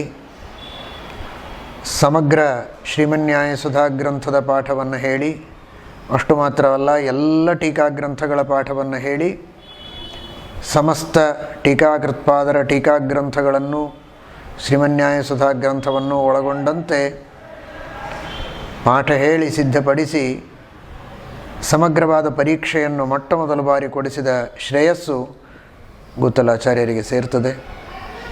ಆ ಒಂದು ಶುಭ ಮುಹೂರ್ತದಲ್ಲಿ ಶ್ರೇಷ್ಠವಾದ ಆ ಕಾರ್ಯವನ್ನು ಪ್ರಾರಂಭ ಮಾಡಿದ್ದಕ್ಕೆ ಈಗ ಒಬ್ಬರಾದ ಮೇಲೆ ಒಬ್ಬರು ಶ್ರೀಮನ್ಯಾಯ ಸುಧಾ ಗ್ರಂಥದ ಸಮಗ್ರ ಪರೀಕ್ಷೆಯನ್ನು ಕೊಡುವಂತಹ ಒಂದು ಉತ್ತಮವಾದ ವಾತಾವರಣ ನಿರ್ಮಾಣವಾಗಿದೆ. ಸಮಗ್ರವಾದ ಶ್ರೀಮದ್ಭಾಗವತಕ್ಕೆ ಆಮೂಲಾಗ್ರವಾಗಿ ಎಲ್ಲ ವ್ಯಾಖ್ಯಾನಗಳ ಅಭಿಪ್ರಾಯಗಳನ್ನು ಸೇರಿಸಿಕೊಂಡು ಪಂಡಿತರಿಗೂ ಪಾಮರರಿಗೂ ವಿದ್ಯಾರ್ಥಿಗಳಿಗೂ ಎಲ್ಲರಿಗೂ ಉಪಯುಕ್ತವಾಗುವ ರೀತಿಯಲ್ಲಿ ಕನ್ನಡ ಭಾಷೆಯಲ್ಲಿ ಸುಂದರವಾದ ಶ್ರೇಷ್ಠವಾದ ಅನುವಾದದ ಕಾರ್ಯವನ್ನು ಕೂಡ ಆಚಾರ್ಯರು ಬಹಳ ದೊಡ್ಡ ತಪಸ್ಸು ಅಂತ ಭಾವಿಸಿ ಅದನ್ನು ಅತ್ಯಂತ ಯಶಸ್ವಿಯಾಗಿ ಸಾಧಿಸಿ ಗುರುಗಳ ದ್ವಾರ ವೇದವ್ಯಾಸದೇವರಲ್ಲಿ ಸಮರ್ಪಣೆಯನ್ನು ಮಾಡಿದ್ದಾರೆ.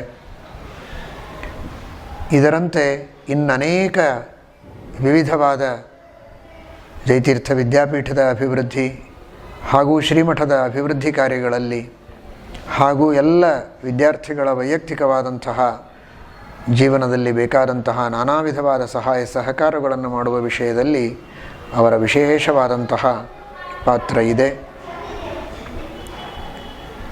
ನೂರಾರು ವಿದ್ಯಾರ್ಥಿಗಳಿಗೆ ನ್ಯಾಯಾಮೃತಾದಿ ಗ್ರಂಥಗಳನ್ನು ಪಾಠ ಹೇಳಿ ಪರೀಕ್ಷೆಯನ್ನು ಕೊಡಿಸಿ ಅವರೆಲ್ಲ ಸಮರ್ಥವಾದ ರೀತಿಯಲ್ಲಿ ಪಾಠ ಪ್ರವಚನಗಳನ್ನು ಮಾಡುವಂತೆ ಮಾಡಿದ್ದಾರೆ.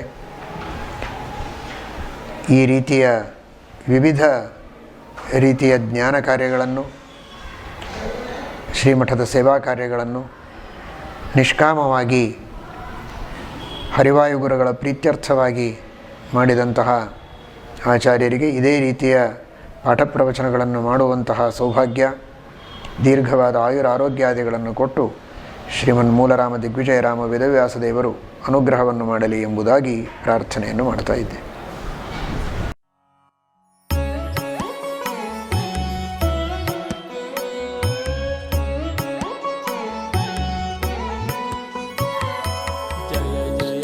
ಗುತ್ತಲಾಚಾರ್ಯ ಕವಿಗೇಯ ವಿಬುಧ ಜನ ವಿಧೇಯ ಶ್ರೀ ಗುರುವರ್ಯ. ಜಯ ಜಯತು ಗುತ್ತಲಾಚಾರ್ಯ ಕವಿಗೇಯ ವಿಬುಧ ಜನ ವಿಧೇಯ ಶ್ರೀ ಗುರುವರ್ಯ.